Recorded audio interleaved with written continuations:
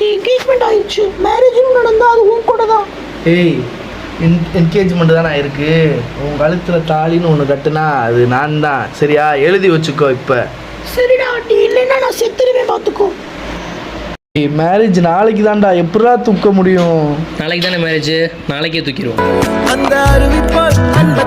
நாளைக்கு தான்டா மேரேஜ், இன்னும் அசால்ட்டாவே இருக்கு. நீ வேணா பாரு, அவன் கூட மட்டும் கல்யாணம் ஆச்சுன்னா நான் செத்துருவேன். டேய், அங்கே என்னடா சவுண்டு கேட்குது? உன் ஆள் செத்துட்டா போல. செத்தடி. என்னடா சொல்ற?